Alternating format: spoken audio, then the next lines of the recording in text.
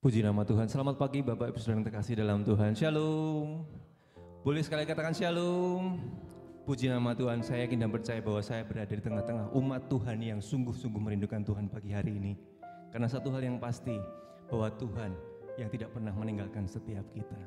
Dan pagi hari ini, mari kita buka hati kita. Kita membawa dalam hadirat Tuhan untuk masuk lebih lagi dalam hadirat Tuhan, menyenangkan hati Tuhan. Mari tundukkan kepala kita bersatu hati dalam doa. Mengucap syukur Bapa, pagi hari yang indah ini Tuhan, Engkau yang masih berikan kesempatan untuk kami menghampiri hadirat-Mu yang kudus. Dan kami mau bawa tubuh, jiwa dan roh kami Tuhan, untuk menyenangkan hati-Mu Bapa, melalui pujian penyembahan yang kami naikkan. Karena kami tahu satu hal yang pasti, saat kami menaikkan pujian penyembahan kami yang terbaik, sungguh-sungguh dari hati kami Bapa, Engkau Tuhan mencurahkan roh kudus-Mu, mengalir dahsyat pagi hari ini Bapa, membebaskan yang terbelenggu, menyembuhkan yang sakit, dan memberikan kemenangan untuk setiap kami ya Bapa. Terima kasih Tuhan Yesus, kami mau serahkan ibadah kami di dalam nama Tuhan Yesus Kristus. Mari umat Tuhan yang diberkati Tuhan, bersama kita katakan, amin, haleluya. Terima kasih Tuhan.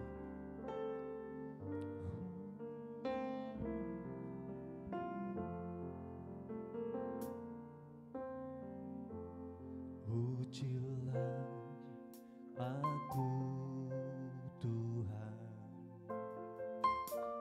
cobalah aku Tuhan, selidiki batinku dan hatiku, mataku tertuju padamu. Aku cinta padamu Tuhan,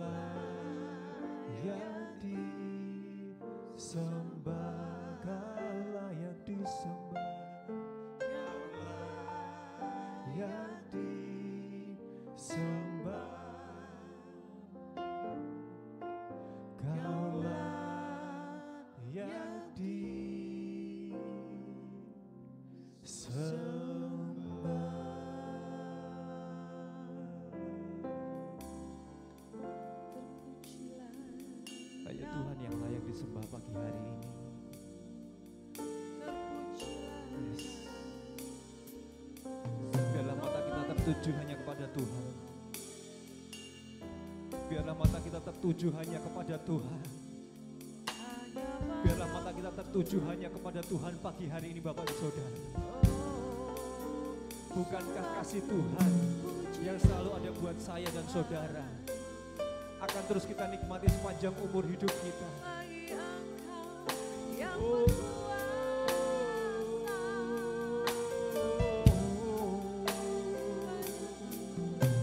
Terima kasih Tuhan, terima kasih Yesus, terima kasih Roh Kudus.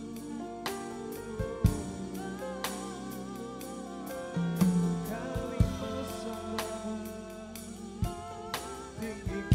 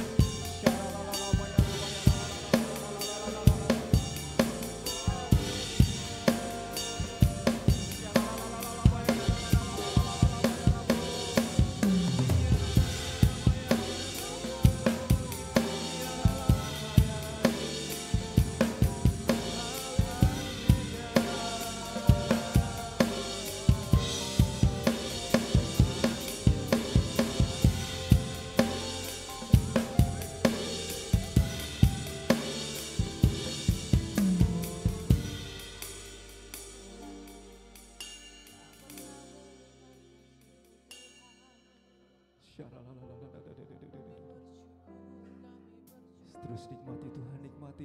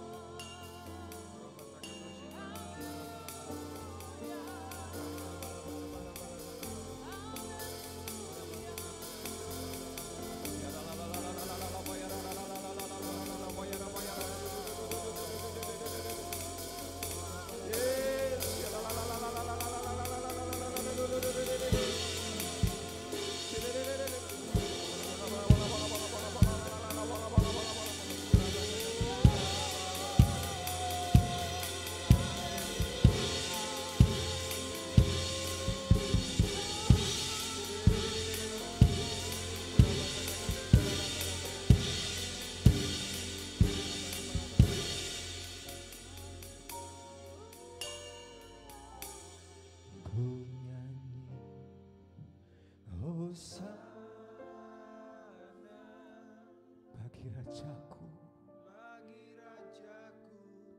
yang duduk di tahta, aku muliakan dan ku agungkan. Kaulah yang disembah.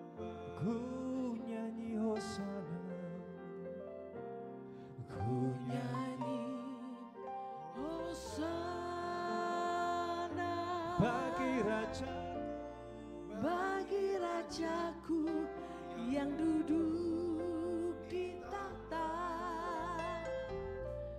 Aku muliakan dan ku agungkan. Kaulah yang Mari saya undang kita bangkit berdiri. Angkat kedua belah tanganmu bersama, katakan ku nyanyi hosana bagi Rajaku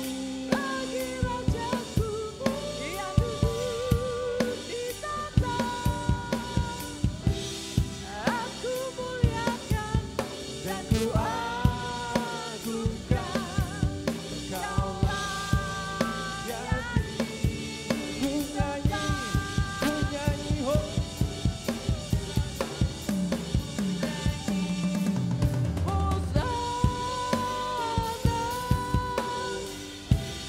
Bagi Rajaku yang duduk di tahta.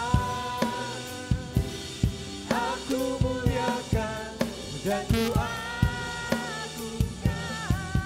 Kaulah yang disembah.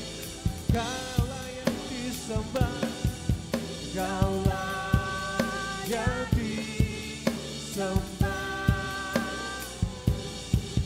Kaulah yang disembah.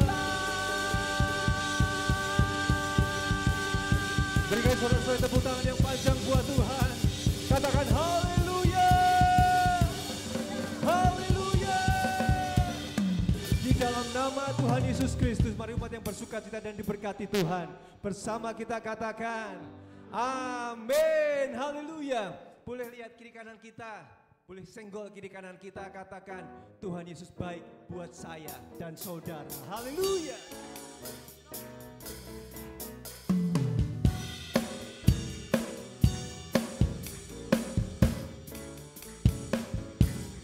Dalam segalanya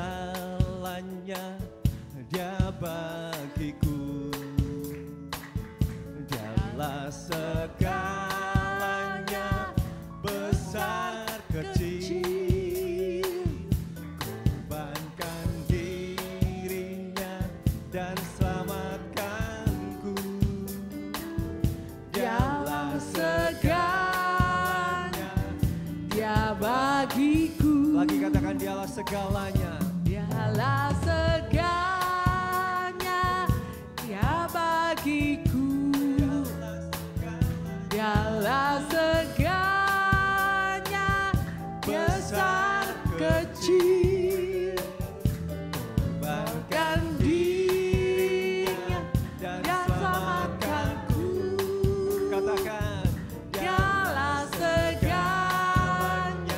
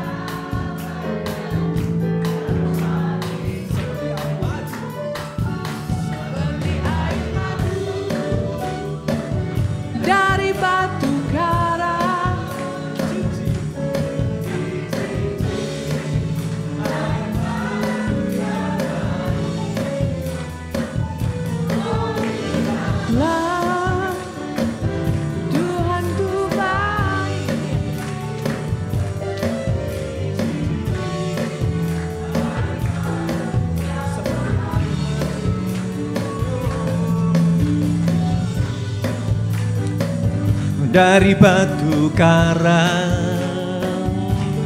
dicicip air madu yang manis. Oh lihatlah Tuhan Yesus baik, dicicip air madu yang manis. Hari yang terindah ketika ku jumpa dengan siapa? Yesus yang menjadi kekasih. Amin, haleluya.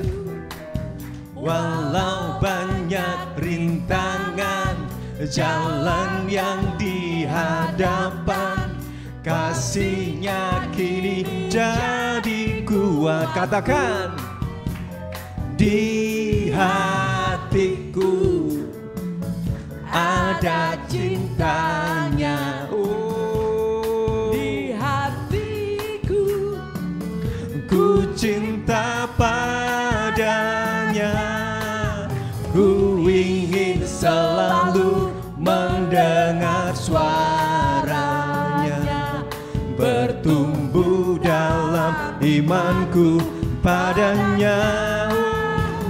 Di hatiku ada apa?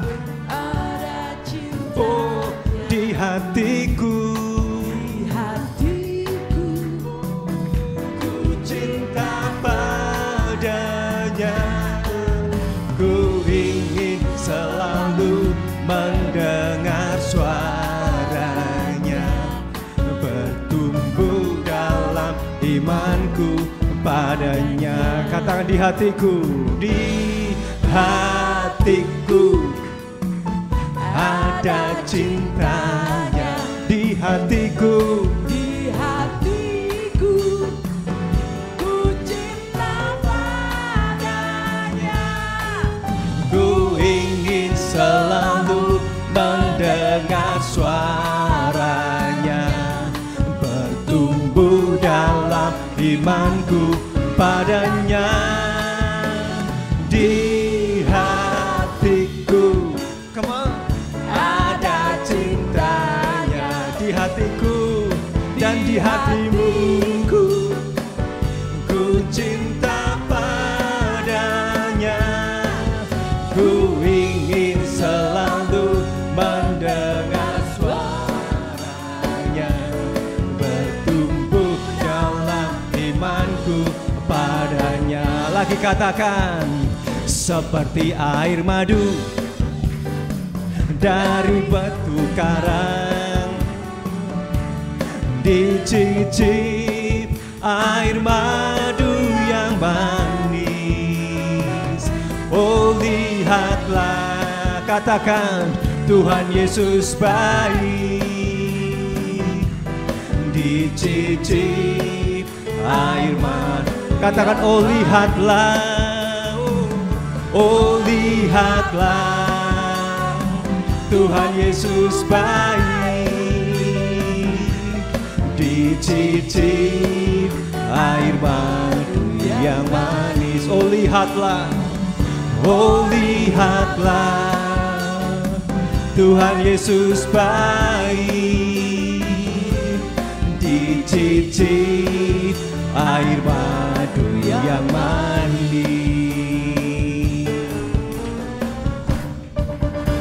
Haleluya. Kasih Tuhan seperti air madu yang manis buat setiap kita, amin. Tidak pernah berkesudahan dan tidak pernah terlambat buat saya dan saudara. Silakan duduk kembali Bapak Saudara yang terkasih dalam Tuhan. Mari kita siapkan hati kita menerima kebenaran firman Tuhan.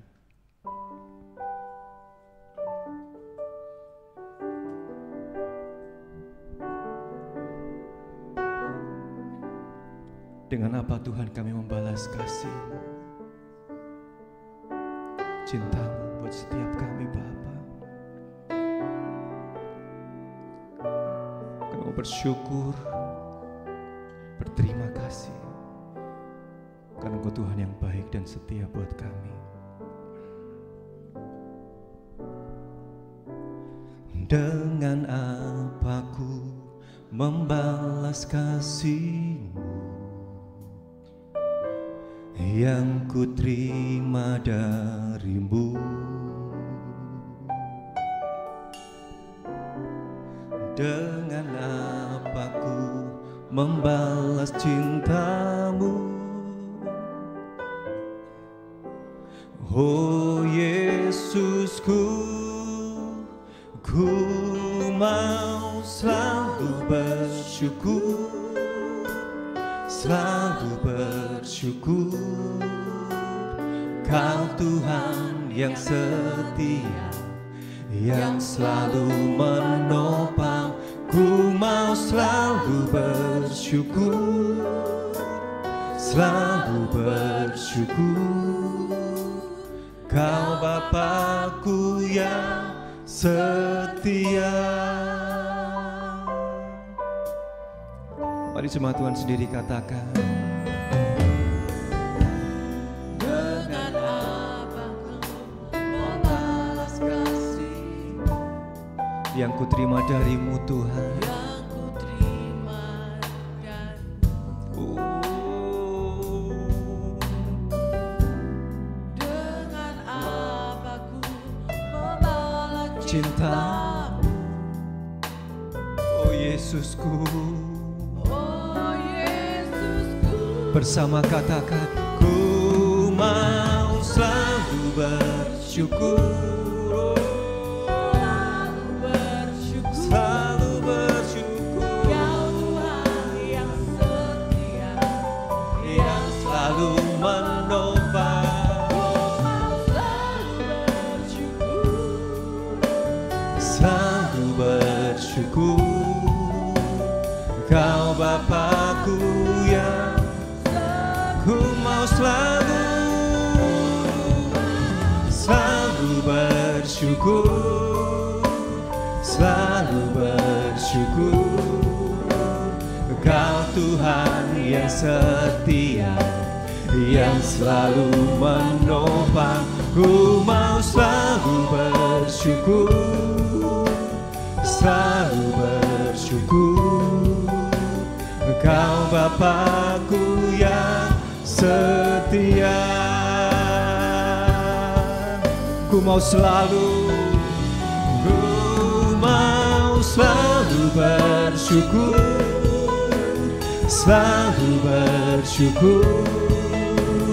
Kau Tuhan yang setia, yang selalu menopang. Ku mau selalu bersyukur, selalu bersyukur. Kau Bapakku yang. Terima kasih Tuhan, bahwa Kau adalah Bapa yang setia buat setiap kami Tuhan. Kasih-Mu, cinta-Mu tidak pernah berakhir untuk setiap kami Tuhan. Apapun yang menjadi persoalan, permasalahan, pergumulan setiap kami, itu tidak sebanding dengan apa yang Tuhan sudah berikan untuk setiap kami Bapa. Terima kasih Tuhan, dan waktunya untuk kami Bapa selalu mengucap syukur. Tidak ada henti-hentinya Tuhan kami mengucap syukur, karena Engkau adalah Allah yang baik buat setiap kami. Terima kasih Tuhan, terima kasih Yesus, terima kasih Roh Kudus. Ku mau selalu bersyukur, selalu bersyukur. Kau Tuhan yang setia, Kau Tuhan yang setia buat setiap kami Tuhan. menopang. Ku mau selalu bersyukur, selalu Bersyukur padamu, Kau Bapakku yang setia. Saya undang kita bangkit berdiri sekali lagi bersama, katakan, ku mau selalu bersyukur, selalu bersyukur. Kau Tuhan yang setia, yang selalu menopang. Ku mau selalu bersyukur, selalu bersyukur. Kau Bapakku yang ku mau selalu, ku mau selalu bersyukur. Yes Lord, selalu bersyukur. Kau Tuhan yang setia, yang selalu menopang, ku mau selalu bersyukur, selalu bersyukur. Kau Bapakku yang setia, Kau Bapakku yang setia. Terima kasih Tuhan. Kami bersyukur untuk kebaikan-Mu buat setiap kami. Kami bersyukur atas hati-Mu, kesetiaan-Mu yang tidak pernah beranjak dan berubah dalam hidup kami. Kami bersyukur atas setiap kebaikan demi kebaikan yang kami nikmati dalam hidup kami hari demi hari Tuhan. Terima kasih Tuhan. Biar pagi hari ini kami buka hati kami, sampaikan isi hati-Mu untuk setiap kami Tuhan. Kami percaya ini tahun Engkau mau kami memenangkan semua yang sudah sedang kami hadapi hari-hari ini Tuhan. Karena kami tahu kami dipanggil untuk menjadi seseorang yang lebih dari pemenang. Terima kasih Tuhan, mari Kau bicara pada hati setiap kami Tuhan Roh Kudus. Dalam nama Yesus kami berdoa. Amin, amin, amin. Shalom semuanya. Puji Tuhan, senang bisa kembali ada di sini Pak Budi, thank you Bu. Senang bisa kembali ada di sini. Hari ini saya akan langsung masuk firman Tuhan yang ingin saya sampaikan. Saya mau bercerita sebenarnya hari ini tentang kita pasti familiar banget cerita tentang Daud dan Goliat ya. Kita semua tahu bagaimana Daud yang istilahnya pasti kalah gitu kan. Secara nalar, secara logika, secara pikiran kita lihat dia pasti hancur, dia pasti kalah. Tapi kita lihat dia memenangkan peperangannya dan itu menjadi suatu pengharapan bagi setiap kita. Makanya cerita itu terkenal karena memberikan setiap kita seperti suatu kebahagiaan melihat yang harusnya kalah malah jadi menang gitu kan, oleh karena campur tangan Tuhan. Karena itu hari ini saya mau mengajak kita melihat beberapa segi dari kejadian Daud ini yang bisa berbicara kepada kita suatu hal atau dua hal. Mari kita buka bersama-sama 1 Samuel 17 ayat 32 sampai 33. Hari ini judul yang saya beri kehidupan yang konyol ya. Nanti kita akan mengerti kenapa saya kasih tema kehidupan yang konyol. Karena kalau kita lihat sekilas sebenarnya cerita Daud dan Goliat ini konyol gitu kan. Daud ini bisa-bisanya gitu loh mengambil suatu tindakan yang konyol menghadapi Goliat. Makanya saya bilang kehidupan yang konyol. Saudara kita baca sama-sama 1 Samuel 17 ayat 32 sampai 36. Boleh kita baca sama-sama ya saudara ya. Ayat 30, saya sudah siapkan di slide juga kalau kita mau baca sama-sama. 1, 2, 3. Berkatalah Daud kepada Saul, menjadi tawar hati karena dia, hambamu ini akan pergi melawan orang Filistin itu. Tetapi Saul berkata kepada Daud, tidak mungkin engkau dapat menghadapi orang Filistin itu untuk melawan dia. Sebab engkau masih muda, sedang dia sejak dari masa mudanya telah menjadi prajurit. Tetapi Daud berkata kepada Saul, hambamu ini biasa menggembalakan kambing domba ayahnya. Apabila datang singa atau beruang yang menerkam seekor domba dari kawanannya, maka aku mengejarnya, menghajarnya, dan melepaskan domba itu dari mulutnya. Kemudian apabila ia berdiri menyerang aku, maka aku menangkap janggutnya, lalu menghajarnya dan membunuhnya. Baik singa maupun beruang telah dihajar oleh hambamu ini. Dan orang Filistin yang tidak bersunat itu, ia akan sama seperti salah satu dari binatang itu, karena ia telah mencemooh barisan daripada Allah yang hidup. Amin. Saya percaya ini cerita yang menarik, bagaimana Daud punya keberanian gitu loh, punya kenekatan ya untuk bisa berkata seperti itu kepada orang yang udah pasti mengalahkan dia dari secara hitungan manusia aja gitu kan saudara. Saudara, saya mau ingatkan bahwa kehidupan itu, slide berikutnya, kehidupan itu, ini Charles Swindoll pernah berkata, boleh slide berikutnya, kehidupan itu 10% kejadian, 90% keputusan. Nah, jadi saudara, kalau kita melihat kehidupan, tidak semua yang kita hadapi dalam hidup itu sifatnya abstrak dan random aja gitu loh. Oh tiba-tiba terjadi aja, enggak, karena kehidupan itu sebenarnya punya polanya.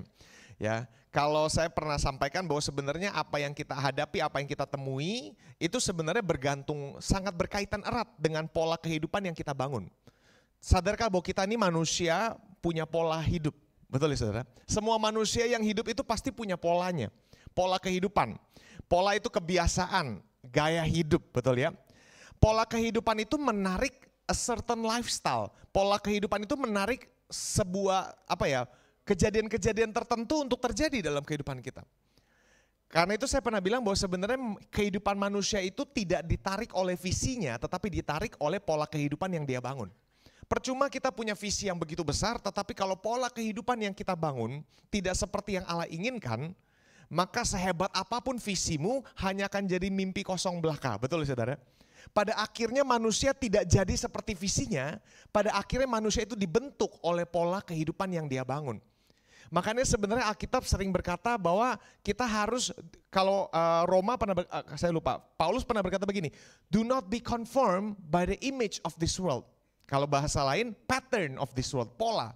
Jangan menjadi seperti pola dunia ini, tetapi berubahlah dalam pembaruan cara berpikir kita.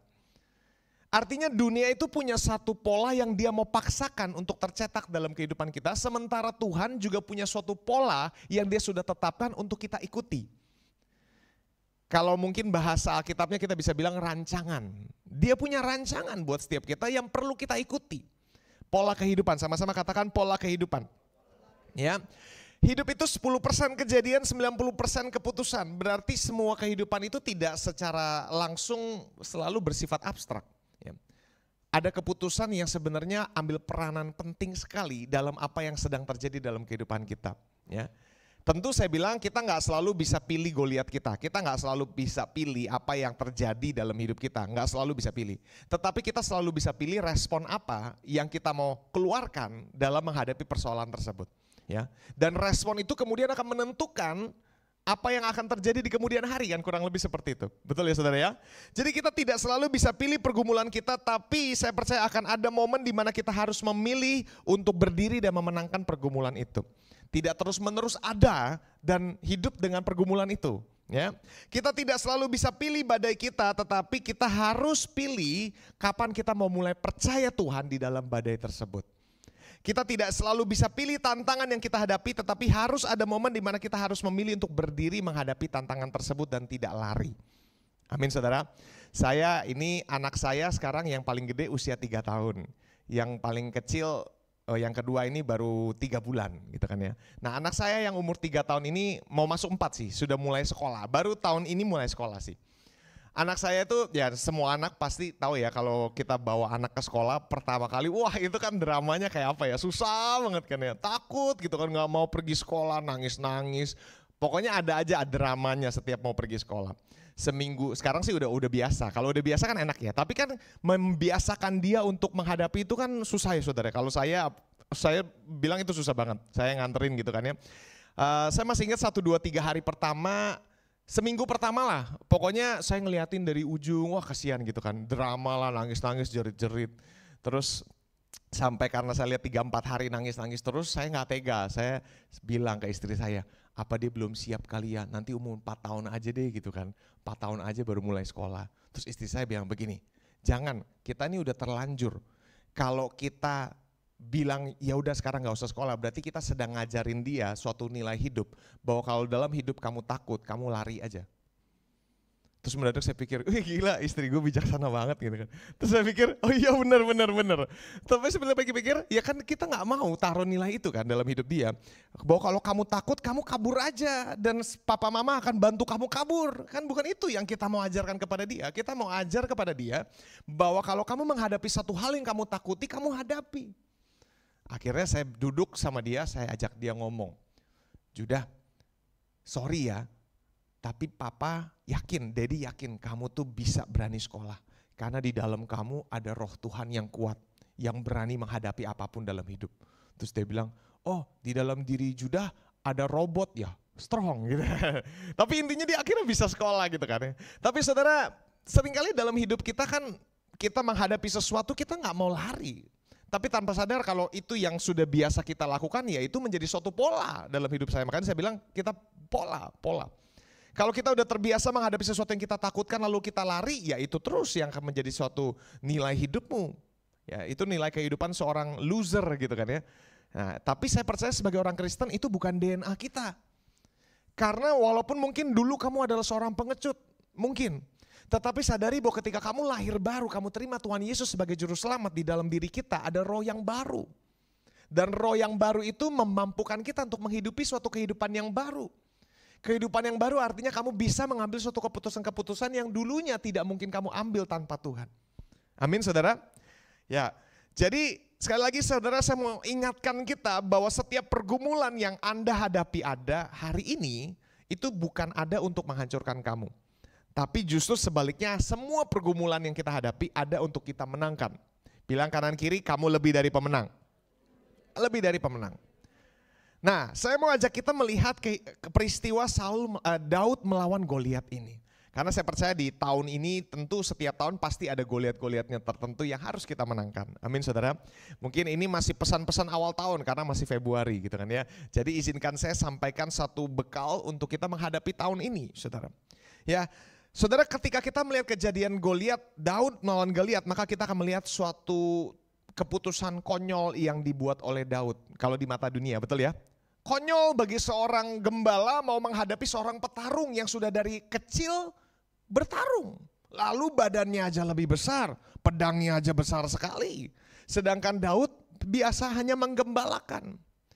Jadi ketika dia berkata, jangan khawatir, aku akan menghadapi orang Filistin itu. Itu konyol saudara, betul ya saudara? Itu suatu statement yang konyol.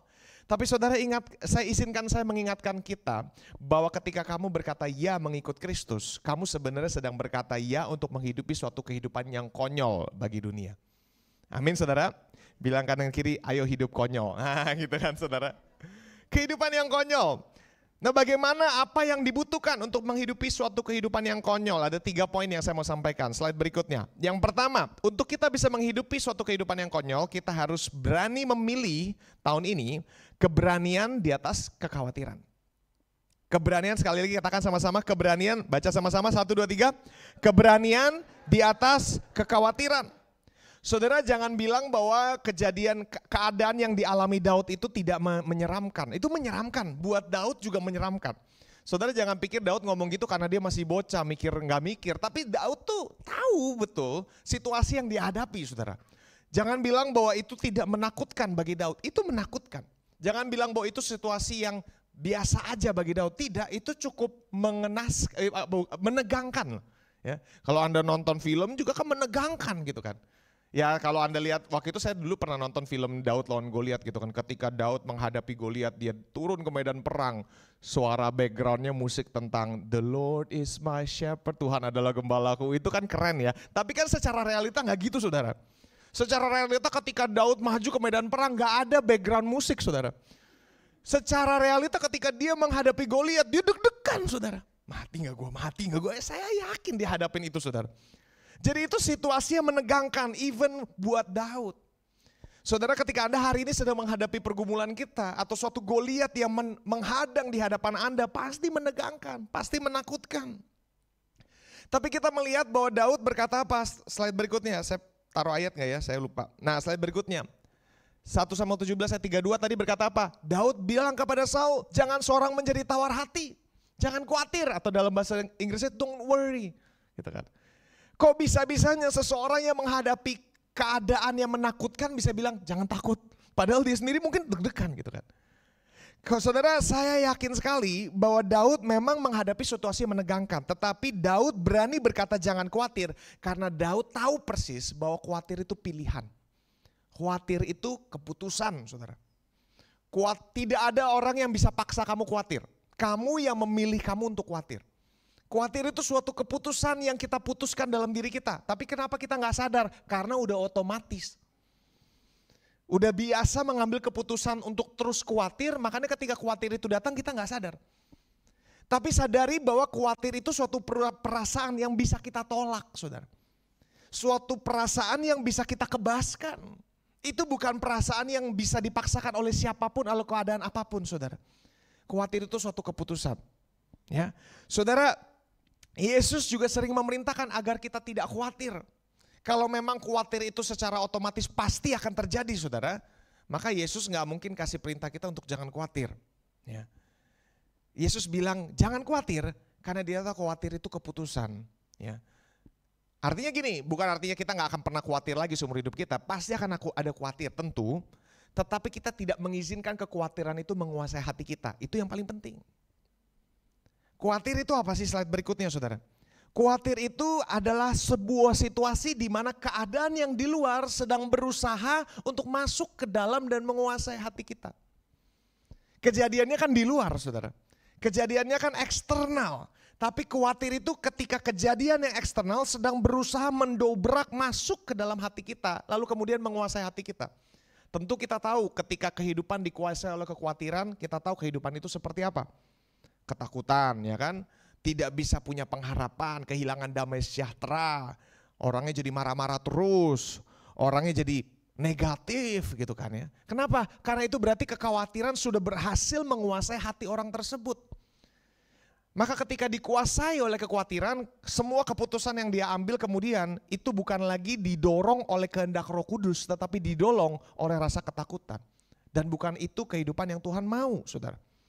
Kekhawatiran itu ketika yang di luar sedang berusaha masuk. Jadi ketika Daud menghadapi situasi menakutkan, tentu itu menakutkan. Tentu yang di luar itu sedang berusaha untuk menguasai hati Daud. Tetapi hari itu dia memilih suatu pilihan yang baik menurut saya. Dia memilih untuk berani dan bukannya khawatir. Dia memilih kebalikannya dari rasa khawatir. Khawatir sedang berusaha masuk, tapi yang dia pilih adalah keberanian. Apa itu keberanian? Slide berikutnya. Keberanian adalah kemampuan untuk melakukan sesuatu terhadap hal yang kita takuti. Nah ini, kayak anak saya kemarin. Berani, akhirnya sekarang setiap kali dia sekolah dia bawa mainan gitu kan. Atau boneka gitu kan, untuk temenin dia. At least you do something. Kamu lakukan sesuatu terhadap hal yang kamu takuti dan kamu tidak lari daripadanya. Saudara, apapun yang Anda hadapi hari ini, saya tidak mengecilkan apa yang sedang Anda hadapi. Tentu beberapa Anda mungkin sudah menghadapi Goliat yang begitu besar.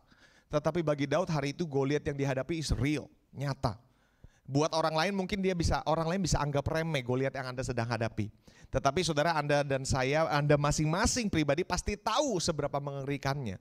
Tetapi seberapa besar pun itu saudara, saya mau ingatkan bahwa keberanian tetap adalah sebuah opsi yang bisa Anda pilih. Anda bisa pilih untuk menolak kekhawatiran dan memilih keberanian. Karena dalam semua situasi Anda hanya bisa jadi dua orang gitu loh. Anda mau jadi Daud atau Saul gitu kan. Kalau Saul berkata apa? Jangan konyol. Ketika Daud bilang, kalau Daud bilang apa? Jangan khawatir. Aku akan menghadapi dia. Saul bilang apa? Jangan konyol.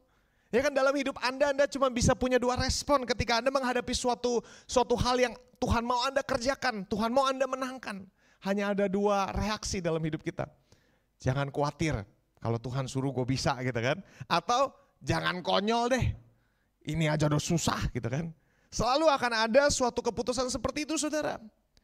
Nah saudara, saya ingatkan kita sekali lagi bahwa kita dipanggil untuk menghidupi suatu kehidupan yang konyol. Konyol tuh secara harfiah, arti konyol ya, itu berarti layak untuk diolok-olok. Nah gitu. Dan Tuhan memang memanggil suatu kehidupan yang seperti ini bagi kita. Memanggil kita kepada suatu kehidupan yang berbeda. Karena iman, saudara, kalau kita dibilang kita hidup, orang percaya bukan hidup, kita hidup karena percaya, kan dikatakan begitu. Saudara, kalau kita renungkan hidup karena percaya itu berarti kita hidup dengan iman, dan iman itu selalu tampak konyol bagi orang dunia. Betul gak saudara? Iman itu selalu berkaitan dengan kata konyol. Bagi orang percaya iman itu ada dasarnya, tapi bagi orang dunia iman itu konyol kan saudara. Mempercayai Tuhan itu terdengar seperti suatu pengharapan yang tidak realistis. Ya saudara, saya mau bilang bahwa sampai hari ini keberanian tetap akan menjadi suatu komoditas yang langka.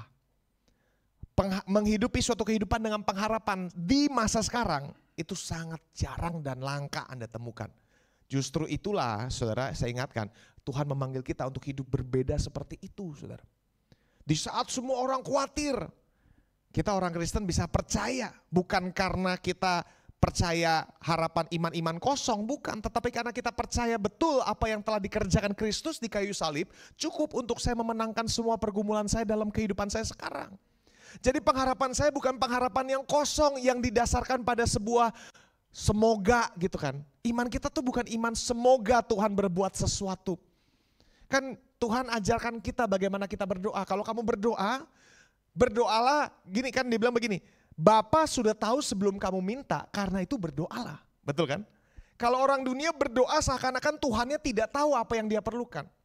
Tapi kalau orang Kristen kan lucu kan, harusnya kan ayat itu Yesus kalau ngajar begini kan, jangan khawatir karena Bapa sudah tahu semua yang kamu butuhkan. Kesimpulannya kan harusnya gini ya, harusnya ya, Bapa itu tahu semua yang kamu sudah perlukan, karena itu gak usah berdoa. Kan harusnya gitu ya. Ya kan dia udah tahu semua. Tapi lucu kalau Anda baca tentang hal kekhawatiran di Matius, setelah dia bilang Bapa sudah tahu semuanya sebelum kamu meminta, karena itu berdoalah, kan lucu. Kalau dia udah tahu ngapain kau minta gitu kan. Tetapi itu justru yang membedakan iman kekristenan kita. Kita berdoa karena kita tahu dia sudah tahu. Saya berdoa karena saya tahu dia sudah mempersiapkan penyediaannya. Ketika Abraham membawa Ishak naik ke atas, Ishak kan tanya, ini semua udah siap, mana korbannya? Sampai di atas, ketika dia mau disembelih ternyata dombanya sudah ada di atas. Nah saudara pikir domba kok bisa ada di atas sendiri? Saya percaya ketika Ishak sedang naik, domba juga sedang naik dari ujung sana yang tidak kelihatan. Betul gak saudara? Persiapan penyediaan Allah sedang berjalan seiringan dengan titik di mana kamu membutuhkan penyediaan itu. Nah itulah kita berdoa saudara. Bukan supaya penyediaan itu datang. Kita berdoa karena kita tahu Tuhan sudah menyediakan. Kita berdoa dengan iman saudara. Bukan berdoa dari rasa takut. Nah itu yang membedakan kita. Nah ini kan konyol sekali lagi saudara, kehidupan beriman itu kehidupan yang konyol. Tapi kalau kita baca Alkitab, keajaiban, mujizat, terobosan selalu berkaitan erat dengan kekonyolan. Sebelum Naaman bisa dapatkan kesembuhan dari kustanya, dia suruh cebur 7 kali, kan konyol. Ya. Sebelum Yosua bisa menduduki Yeriko, disuruh puterin 7 kali, hari ke-7 7 kali, kan konyol. Saudara Anda akan lihat begitu banyak hal dalam Alkitab yang kita lihat berkaitan dengan mujizat selalu didahului oleh hal yang konyol. Demikian juga kehidupan kita sebagai orang Kristen sekarang saudara. Ya, perpuluhan itu sampai hari ini masih adalah suatu hal yang konyol bagi orang dunia, betul gak saudara? Serius. Tapi bagi kita, kita tahu perpuluhan itu saya memberikan 10% karena saya tahu Ia sudah menyediakan semua ini dari Dia. Ya kan? Betul gak saudara? Itu konyol bagi orang dunia. Lah 100% aja gak cukup, apalagi gue hidup 90%. Gitu kan. Tapi kehidupan yang iman akan mempercayakan 100% saya memang gak cukup. Tapi 90% saya lebih dari cukup. Lah kan konyol. Betul gak saudara? Gak masuk logika.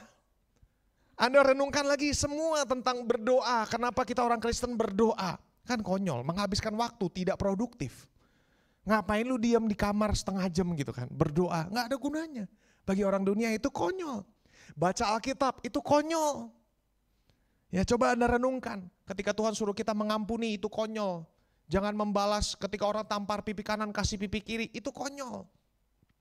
Tapi justru saudara saya mau ingatkan bahwa kehidupan yang seperti itulah adalah panggilan kita. Tuhan memanggil kita untuk menghidupi seperti itu. Tapi kalau kita renungkan, Tuhan tidak menyuruh kita mengerjakan itu sekedar perintah aja. Tapi itu sesuatu yang Dia telah terlebih dahulu kerjakan bagi Anda dan saya. 2000 tahun lalu Tuhan menjadi manusia, itu kekonyolan saudara. Dia mati untuk dosa manusia, lah Dia gak salah, Dia yang mati. Konyol. Tapi Dia lakukan itu semua karena kasih-Nya kepada Anda. Dan Dia memanggil Anda dan saya untuk mengikuti jejak yang sama. Karena kita pengikut Kristus, saudara. Amin. Nah itu satu hal yang saudara saya mau ingatkan. Itu yang pertama, pilih keberanian di atas kekhawatiran. Yang kedua, saya tadi belum lupa masukin yang ini. Nah saudara, bagi dunia semua akan selalu terdengar konyol sampai hasilnya terlihat. Ya. Kayak tadi saya bilang doa itu konyol, betul. Sampai hasilnya terlihat bagi orang dunia. Mingkem mereka biasanya, ya kan? Semua yang dikerjakan dalam kekristenan itu konyol sampai kita melihat hasilnya, maka dunia akan melihat itu, oh ya udah dia diam biasanya gitu kan saudara. Oke. Yang kedua yang saya mau sampaikan, pilih iman di atas fakta, realita dan perasaan. Slide berikutnya.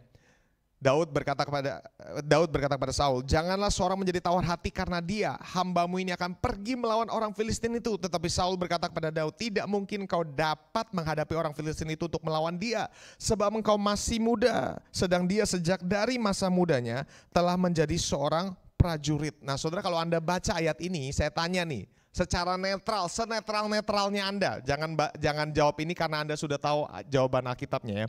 Saya tanya saudara, senetral-netralnya kalau Anda baca ayat ini dan melihat latar belakangnya Daud serta melihat latar belakangnya Goliat, saya tanya dari kedua orang ini mana yang bersikap paling realistis? Secara realistis jawaban Saul yang paling masuk akal. Ya nggak mungkin lalu bisa menang.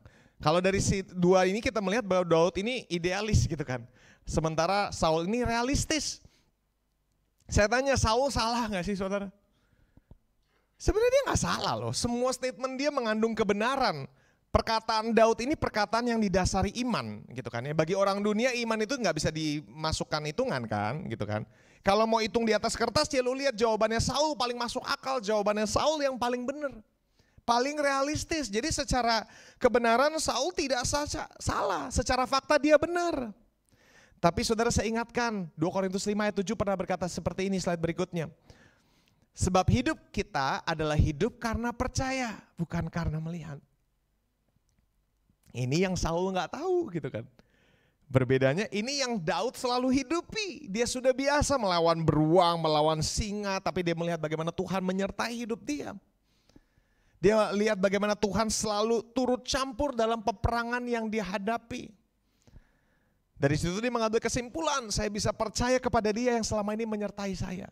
Sementara Saul melihat itu sesuatu yang gak mungkin bisa dikerjakan. Balik lagi realistis. Saudara intinya saya mau bilang begini, dalam hidup kita sebagai orang Kristen, ketika Allah menyuruh kita melakukan sesuatu, ketika Allah, saudara tahu kan bahwa kita nih dipanggil Allah dalam suatu kehidupan yang baru.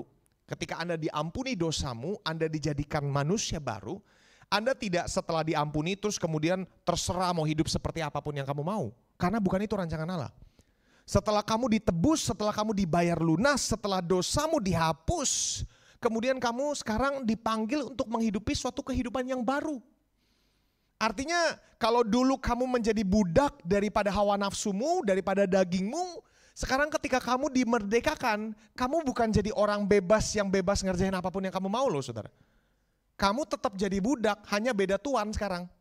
Kan gitu kan sebenarnya kan. Dulu tuannya dagingmu. Dulu kamu mengikuti arahan nafsumu, mengikuti dagingmu. Ketika kamu lahir baru terima Tuhan Yesus, sekarang kamu tetap jadi budak, cuman tuannya yang beda. Tuannya sekarang Kristus. Disitulah kamu menemukan kemerdekaan. Kemerdekaan bukan artinya bebas mengerjakan apa yang kita mau. Kemerdekaan sebaliknya adalah kebebasan untuk bisa mengikuti pencipta kita. Karena manusia kalau tidak dibebaskan tidak pernah bisa hidup benar di hadapan Tuhan. Gak bisa, tidak punya kemampuan. Manusia itu tidak punya kemampuan untuk bisa hidup benar di hadapan Tuhan. Makanya Paulus bilang, hati mau tapi daging gak bisa. Jadi bukannya mereka tidak mau hidup benar, bukannya Anda lihat orang dunia itu tidak mau hidup benar. Tidak mampu hidup benar. Kita bisa, kenapa? Karena ada roh Allah di dalam diri kita, ada kelahiran baru. Nah disitulah kemerdekaan sesungguhnya. Kemerdekaan sesungguhnya adalah ketika kamu bisa bebas taat kepada Tuhan, itu merdeka. Orang dunia bukan orang merdeka karena mereka tidak bisa taat. Tidak mampu taat, bahkan kalau mereka menginginkan untuk taat kepada Tuhan, mereka tidak akan mampu. Jadi kalau kita lihat sebenarnya orang dunia yang tidak merdeka. Kita orang yang lahir baru, orang yang merdeka. Karena sekarang kita bisa mengikut Kristus tanpa ada tarikan dunia lagi. Nah itu kan sebenarnya. Jadi kita dipanggil untuk suatu kehidupan yang berbeda. Anda dipanggil untuk mulai taat kepada Tuhan. Nah tapi saudara saya mau ingatkan bahwa setiap kali Tuhan berikan suatu peraturan, suatu perintah untuk kita taati. Bahkan kalau saya mau bilang sebenarnya Alkitab itu tidak mengandung ajakan. Alkitab itu mengandung perintah sebenarnya. Anda jangan pernah melihat semua dalam Alkitab ini sebagai suatu undangan sebenarnya. Karena undangan itu suatu kata yang lemah menurut saya saudara. Undangan itu seakan-akan tergantung kepada manusia, boleh mau boleh enggak.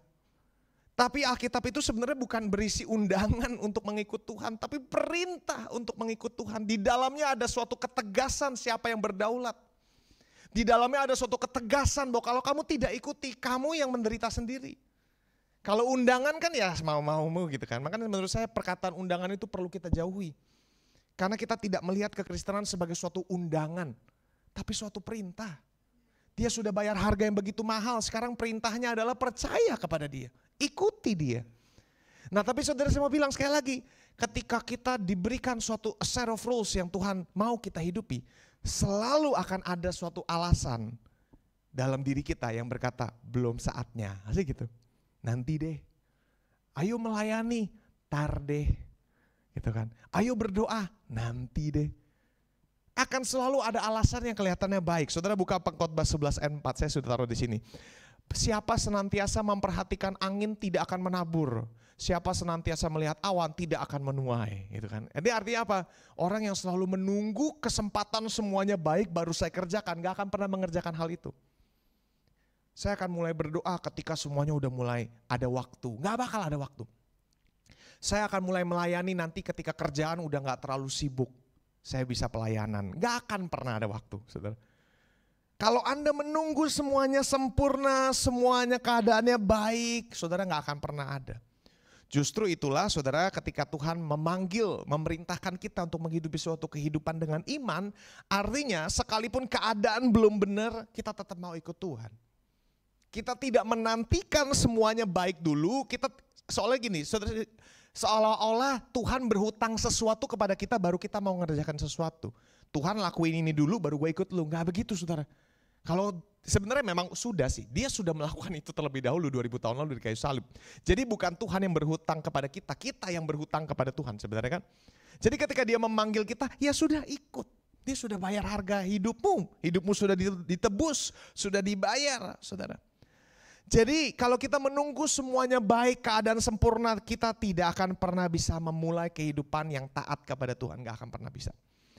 Sebaliknya ketika kamu mau menghidupi suatu kehidupan yang lebih teratur, yang lebih rapi, yang lebih baik, mulai ikut perintah Tuhan. Mulai tunduk di bawah otoritas Tuhan. Nah itu saudara. Mulai berkata, kan saudara kalau kita renungkan sebenarnya kata Lord Jesus, Tuhan Yesus. Itu kan Lord itu kata, arti katanya kan majikan kan. Kita gak pernah boleh lupa saudara bahwa ketika kita mau mengikut Tuhan, kita sedang menjadikan Tuhan Yesus tuannya hidup kita, majikan. Seperti seorang pembantu yang mengikut tuannya kan gitu kan. Artinya hidup kita sudah dibeli lunas, dia sudah beli lunas, keselamatan sudah dijamin. Sekarang hidup saya adalah milik dia, kepemilikannya hidup saya itu dimiliki oleh Tuhan. Hendaknya setiap kita orang percaya melihat kehidupan kita sebenarnya seperti itu. Baru di situ Anda melihat penyertaan Tuhan, penyediaan Tuhan, Tuhan berperang bagi kamu. Anda bisa lihat itu semua ketika Anda benar-benar menjadikan hidupmu milik Tuhan.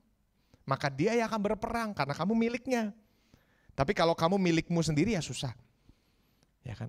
Karena hati kita, hidup kita ini, kalau saya suka bilang hati kita ini bukan sofa, tapi tahta. Tahu bedanya ya?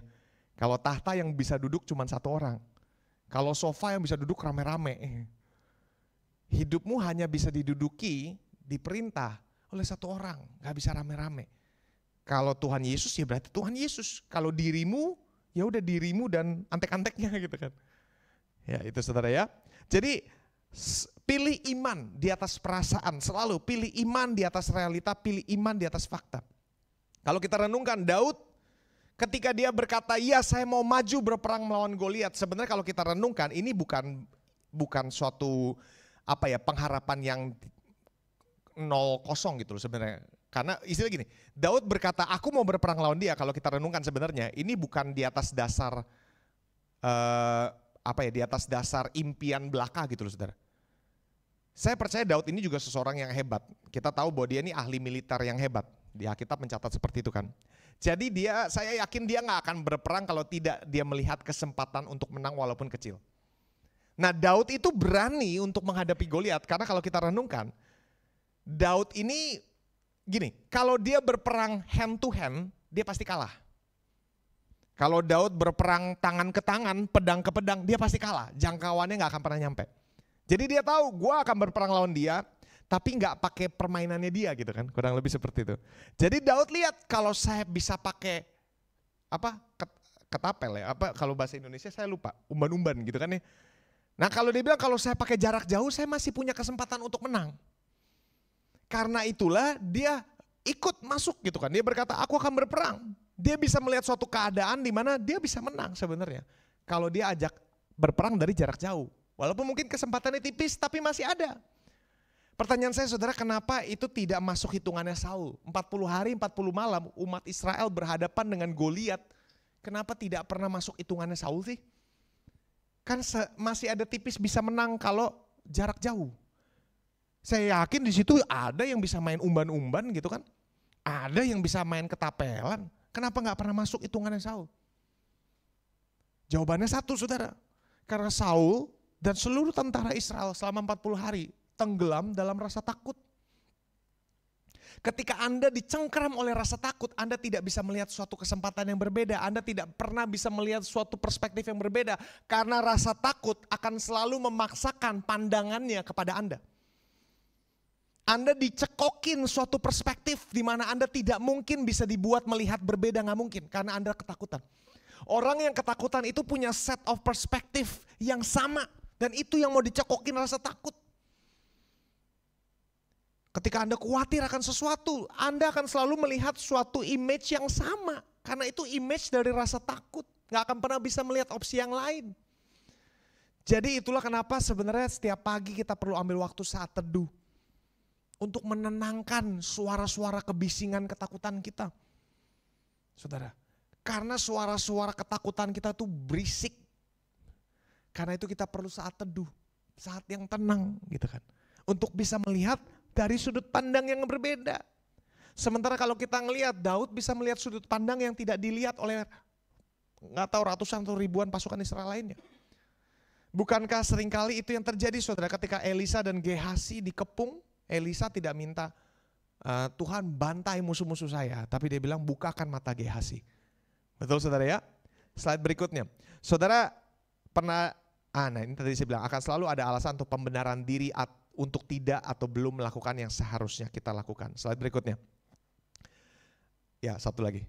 Nah saudara pernah lihat lompat, ini gak sih namanya lompat gala ya? Ya. Saudara tahu gak bahwa kan sekarang semua orang ngelompat gala tuh kayak gini ya. Bentuknya kan maksudnya back dulu ya, punggung dulu. Tapi saudara tahu gak sih bahwa pertama kali perlombaan ini dibuat, semua orang tuh ngelompatnya tuh badan dulu loh. Gak ada yang ngelompat kayak gini saudara. Ini lompatan ini disebut Fosbury Flop. Ditemukan oleh seorang bernama Dick Fosbury. Nah ini orangnya. Jadi sebelumnya semua orang tuh ngelompatnya begini saudara. Ngerti ya begini. Semua. Dan itu sudah suatu hal yang dilakukan bertahun-tahun, berpuluh-puluh tahun. Olimpiade selalu dilompati oleh orang yang kayak gini terus. Semua orang ikut aja gitu loh saudara. Sampai ada seorang, nih orang bukan atlet sebenarnya saudara. Lihat aja badannya kurus cungkring gitu. Dia bukan atlet saudara. Cuman dia suka liatin olahraga. Terus suatu hari dia berpikir, kenapa orangnya pada ngelompat gini ya? Sedangkan kalau gue ngelompat gini bisa jauh lebih tinggi. Nah dia mendaftar hari itu, tahun itu dia mendaftar dan dia lompat paling tinggi di antara semuanya.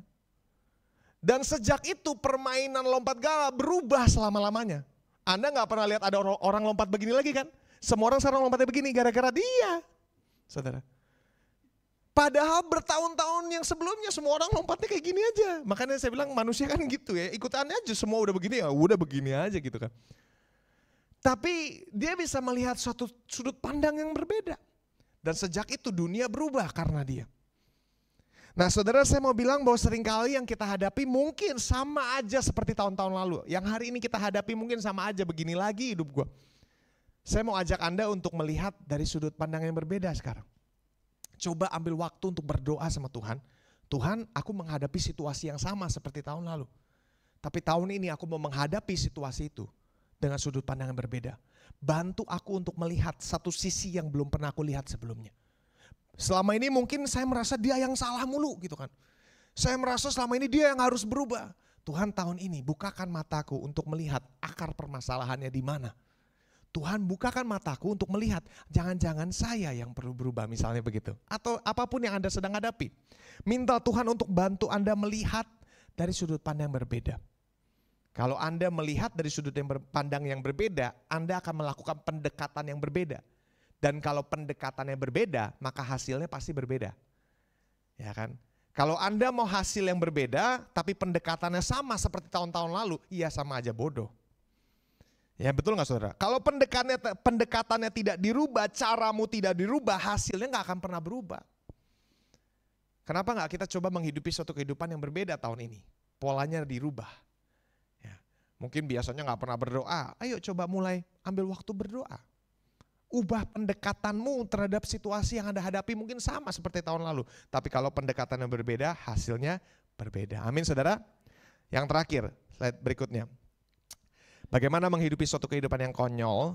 Pilih pendapat Tuhan di atas pendapat manusia.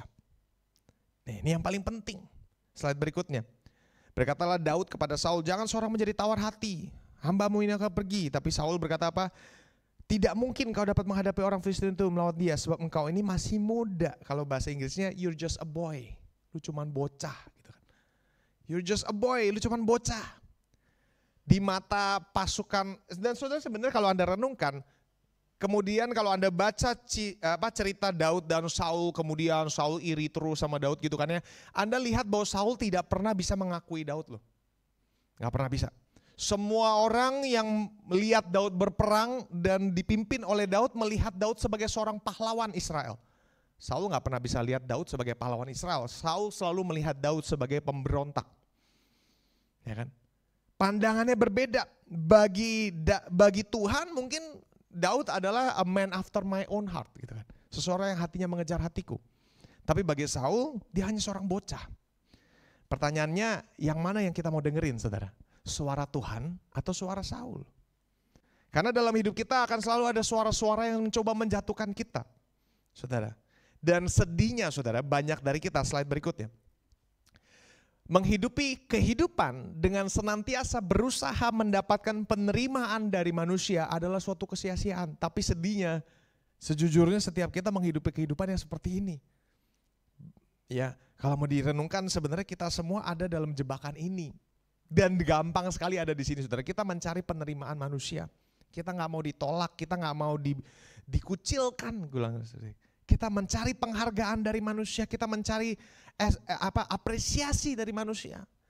Dan sebenarnya dalam satu titik tertentu, dalam takaran tertentu mungkin itu baik-baik aja. Tapi kalau kita menghidupi kehidupan kita dengan memprioritaskan itu, maka hidup kita akan berantakan saudara. Berantakan sekali. Ya. Kita sangat ingin mendapatkan pengakuan dari orang, misalnya ingin dapat pengakuan dari A. Orang lain kasih kita pengakuan, kita nggak akan pernah ya udah boleh-boleh aja. Tapi gue nggak mau pengakuan lu, gue cuma mau pengakuan dia sebenarnya. Maka kita nggak akan pernah bisa puas. Dan sedihnya banyak kehidupan kita menghidupi kehidupan seperti ini, saudara. Ya, saya melihat keadaan di mana ada seseorang yang pengen banget bisa diakui oleh orang tuanya keberhasilannya. Sementara orang tuanya tidak punya culture honor, tidak pernah bisa menghargai. Akibatnya semua orang bilang kamu hebat, kamu hebat, kamu hebat. Dirinya tetap merasa rendah. Karena walaupun seluruh dunia mengagungkan dia sekalipun, tapi dia sebenarnya yang dia mau adalah pengakuan dari orang tuanya. Dan karena ini tidak kunjung dia dapat, maka semua pencapaian dia pun jadi sia-sia. Nah saudara, saya mau ingatkan Anda slide berikutnya.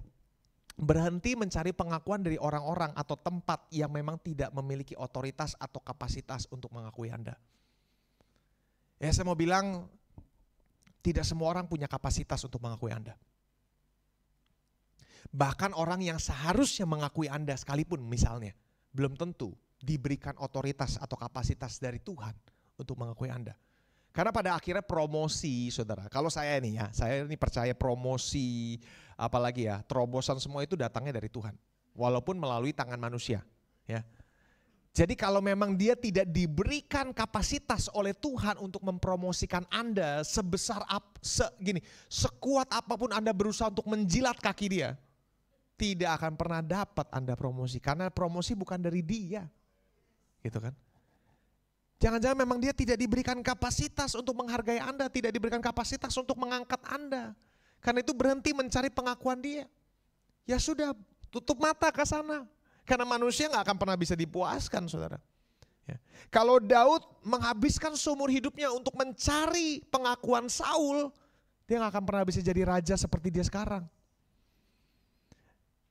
Karena kita lihat Saul seumur hidupnya tidak pernah bisa mengakui Daud.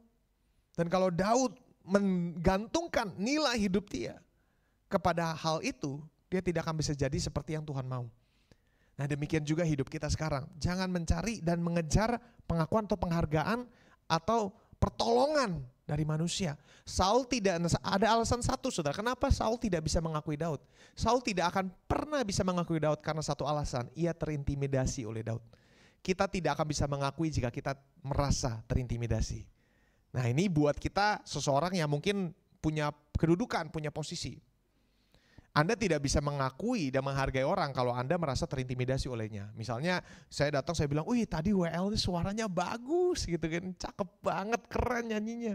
Saya bisa memuji itu, karena saya tidak merasa dia itu saingan saya. Tapi beda cerita kalau saya adalah saingan dia. Gue juga, misalnya saya juga adalah WL di gereja ini kan. Biasa aja, gue bisa lebih hebat. Gak bakal ada pujian, betul gak saudara? Karena merasa tersaingi. Nah dalam hidup kita juga sama, kita tidak pernah bisa menghargai orang kalau kita merasa tersaingi oleh dia. Tapi sebaliknya kalau kita melihat kita ini adalah pelayan Tuhan dan bertanggung jawab kepada Tuhan, maka kita bisa menghargai orang dengan mudah loh. Kita bisa memuji orang dengan mudah karena kita tidak melihat mereka sebagai suatu saingan. Tapi kita melihat semua manusia sebagai pribadi yang kita bisa kasihi. Pribadi yang bisa kita kuatkan melalui keberadaan kita. Ya. Nah jeleknya ketika kita berusaha untuk mencari pengakuan dari satu orang saja, maka kita bisa melupakan bahwa banyak orang yang ada di sudut kamu yang sedang menguatkan kamu loh. Banyak orang yang seharusnya bisa kamu lihat dan syukuri loh. Karena dalam semua peperangan, pertempuran selalu ada orang yang ada di sudut kamu. Tapi kita berusaha mencari orang yang gak ada di sudut kita. Habislah saudara. Ya. Jadi saya mau ingatkan kita saudara semua kita hari ini. Bahwa setiap kali Anda menghadapi apapun, Anda sudah diperlengkapi untuk menang terlebih dahulu. Amin saudara. Saya tutup dengan satu aja saudara, yang terakhir. Saudara tahu gak sih Goliat itu artinya apa? Goliat itu secara harfiah berarti to reveal, untuk menyingkapkan. Jadi ketika Anda menghadapi Goliat, pergumulan, itu ada untuk menyingkapkan. Menyingkapkan apa? Menyingkapkan panggilan kita, menyingkapkan pengurapan kita, menyingkapkan karunia kita. Karena betul, karena menghadapi Goliat, saya jadi bertekuk lutut. Tapi dalam bertekuk lutut itulah saya menemukan Kristus. Betul karena permasalahan itu, saya jadi glosor ke tanah. Saya jadi jatuh rata dengan tanah. Tapi justru dalam kondisi rata dengan tanah itulah saya melihat Kristus mengangkat kehidupan saya. Jadi Goliat itu ada untuk menyingkapkan apa saja. Bahwa ketika kekuatan saya tidak lagi bisa menjadi sumber kekuatan saya, Goliat menyingkapkan bahwa saya masih selalu bisa mengharapkan kepada Tuhan. Goliat menyingkapkan saya bahwa ketika semua tertutup, saya melihat Tuhan bisa membuka jalan. Nah Goliat itu ada untuk itu saudara. Jadi dalam pergumulan kita pasti akan marah, kecewa, kesel. Tapi sadari bahwa dalam semua momen itu, dalam momen terpuruk Anda, Tuhan tidak pernah meninggalkan kita. Tuhan sedang mengangkat hidup Anda bahkan. Amin saudara. Itu Anda bisa pegang. Ya. Anda bisa pegang. Kristus tidak menjanjikan hidup itu selalu mulus. Tapi dia janjikan menyertai. Menyertai. Gak pernah sendirian. Dan semua yang aku siapkan itu lebih dari cukup untuk kamu menang. Amin saudara. Mari kita tutup dalam doa. Bapak terima kasih kalau hari ini kami boleh diingatkan kehidupan seperti apa yang Kau panggil untuk kami hidupi. Kami berdoa Tuhan agar setiap harinya kami makin menyerupai Kristus. Semakin hari kami makin mencerminkan Kristus. Semakin hari kehidupan kami semakin memuliakan Engkau. Kami tahu harga yang telah Engkau bayar bagi kami terlalu mahal untuk kami menghidupi suatu kehidupan yang biasa-biasa saja. Engkau memanggil suatu kehidupan yang konyol untuk kami hidupi. Tetapi kami tahu Tuhan, Engkau Allah yang telah terlebih dahulu meneladani itu. Dan setiap kami dipanggil untuk mengikuti suatu teladan yang sama. Kami berdoa Tuhan apapun yang sedang kami hadapi, ajar kami untuk bisa melihat bahwa semua yang sedang kami hadapi membantu kami menemukan Kristus dalam hidup kami. Terima kasih Tuhan, kami berdoa hari ini apapun yang sedang kami hadapi, beri kami hikmat, beri kami perspektif yang berbeda untuk melihat sesuatu dengan cara pandang yang berbeda. Terima kasih Tuhan, aku lepaskan berkat yang terbaik untuk hidup setiap kami. Dalam nama Yesus kami berdoa. Amin. Amin.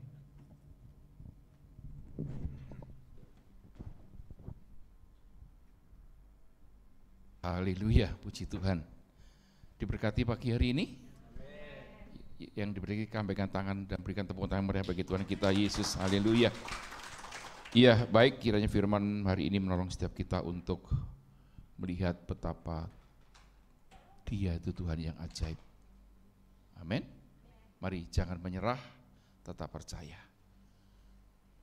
Mari satu pujian kita naikkan kepada Tuhan. Terima kasih Tuhan, terima kasih Yesus. Di saat aku takut, ku percaya padamu. Segala kekhawatiranku di tangan-Mu ku serahkan. Di saat aku lemah, ku bersandar padamu. Segala kesesakanku telah Kau tanggung bagiku, sebab Engkau Allah yang ku percaya. Di dalam hidupku Hanya Engkau Yesus yang sanggup memberikanku kelegaan. Ya Engkau Allah yang ku percaya. Di dalam hidupku hanya Engkau Yesus yang sanggup memberikanku kekuatan yang baru.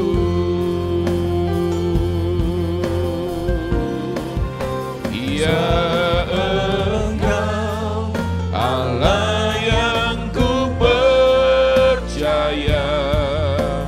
Di dalam hatiku hanya Engkau Yesus yang sanggup memberikanku kelegaan. Ya Engkau Allah yang ku percaya. Di dalam hidupku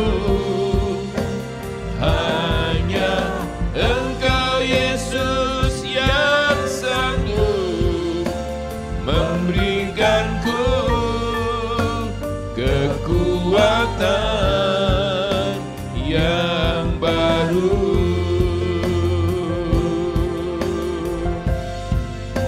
Memberikanku kekuatan yang baru.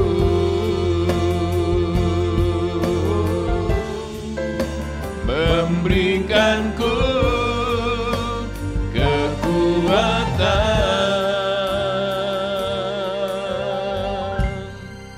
yang baru.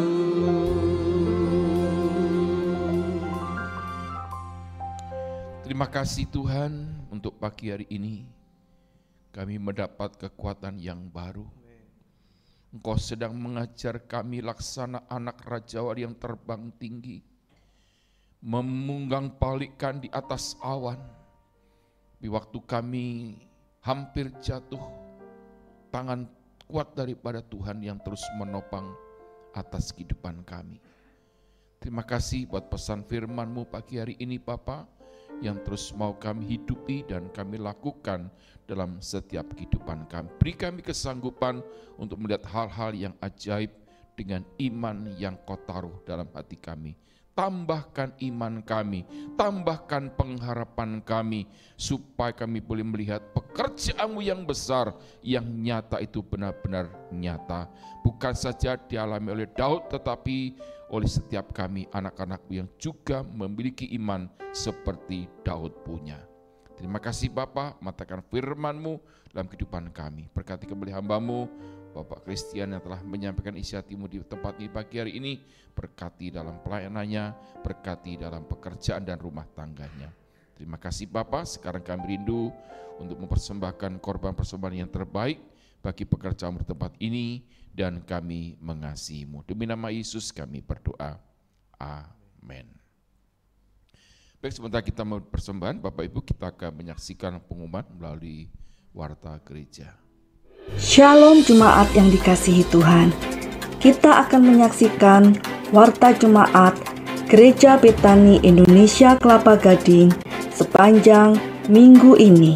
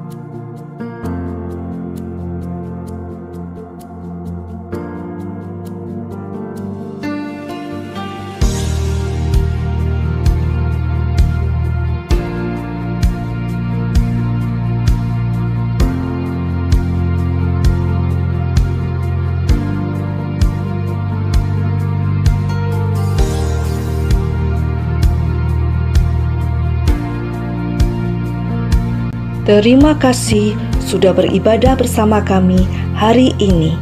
Tuhan Yesus memberkati. Baik, terima kasih untuk Bapak Ibu sudah hadir dalam ibadah pagi hari ini. Tanpa terasa kita sudah ada di bulan yang kedua, bahkan sudah masuk di minggu yang terakhir. Nah, bulan depan kita akan masuk di dalam perayaan Paskah, ya. Itu tanggal 29 Maret, ya. Jadi enggak tahu kenapa kok ini agak maju ya, biasanya kan April ya, ini maju di bulan Maret ya. Jadi tanggal 29 kita akan ada satu ibadah tempat ini jam 7:30 pagi, dan tanggal 31 bertepatan dengan hari Minggu itu adalah perayaan Paskah ya. Jadi Jumat Agung hari Jumat tanggal 29, kemudian tanggal 31 adalah hari Paskah ya. Baik, mari kita siapkan diri kita untuk ke depan ini dengan lebih bergaul dengan Tuhan, ambil waktu dengan Tuhan, membaca firman, berdoa dan beribadah terutama. Ya, karena itu mari kita ajak teman-teman kita, rekan-rekan kita yang masih belum ibadah, kita akan bawa setiap hari Minggu tempat ini. Baik, pengumuman lain sebab Ibu sudah ikuti FA dan doa malam yang sudah disampaikan di pengumuman hari ini. Mari bersama-sama kita akhiri ibadah kita, seundang kita bangkit berdiri bersama-sama satu pujian bagi Tuhan.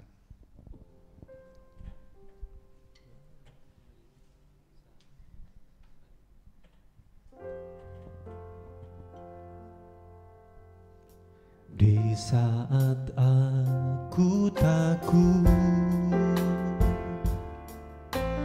ku percaya padamu. Segala kekhawatiranku di tangan-Mu, ku serahkan. Di saat aku lemah, ku bersandar padamu. Segala kesesakanku telah Kau tanggung bagiku, sebab Engkau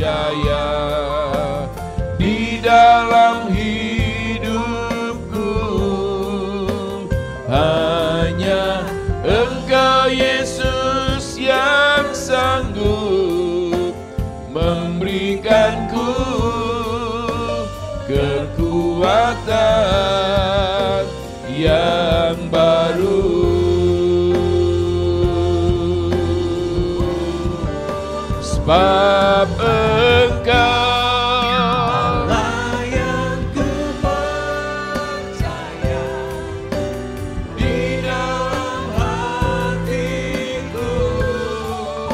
Hanya Engkau Yesus yang sanggup memberikanku kelegaan. Ya Engkau Allah yang ku percaya di dalam hidupku. Hanya Engkau Yesus yang sanggup memberikanku kekuatan yang baru, memberikanku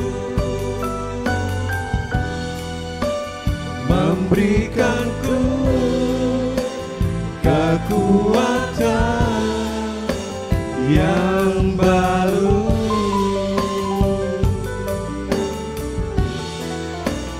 Memberikanku kekuatan yang baru. Kita satu dalam doa. Bapak mengucap syukur, terima kasih atas pagi hari ini, atas firman-Mu ya Bapak. Terima kasih atas kesempatan, atas waktu yang Kau berikan buat kami, untuk kami boleh bersyukur, untuk kami boleh memuji, memuliakan nama-Mu Bapak. Terima kasih Bapak, kami percaya setiap pengharapan kami tidak pernah sia-sia. Setiap tetes air mata kami percaya Bapak, Engkau memperhitungkannya di dalam bait-Mu yang kudus ya Bapak. Terima kasih Bapak, terima kasih pagi hari ini. Kami berdoa, kami menyerahkan buat bangsa kami. Kami berdoa buat pemerintahan yang sekarang, supaya mereka dapat melaksanakan, menyelesaikan semua program-programnya sampai akhirnya Bapak. Tidak ada chaos, tidak ada keributan dalam politik bangsa kami. Kami berdoa dalam nama Tuhan Yesus Kristus, biar damai sejahtera-Mu turun atas bangsa kami.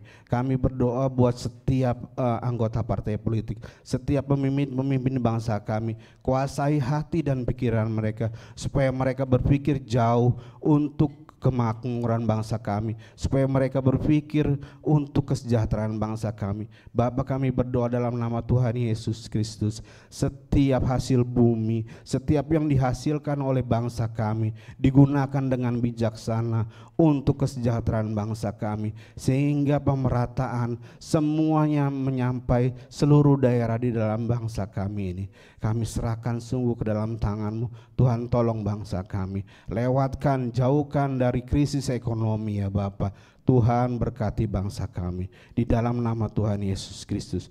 Kami juga berdoa juga Bapa untuk gereja kami. Kami berdoa pertama untuk Pak Budi. Tuhan tolong berikan kesehatan buat Pak Budi, supaya dia bisa melayani di mana Engkau berikan pelayanan kepadanya, dan dia terus memuliakan nama-Mu ya Bapa.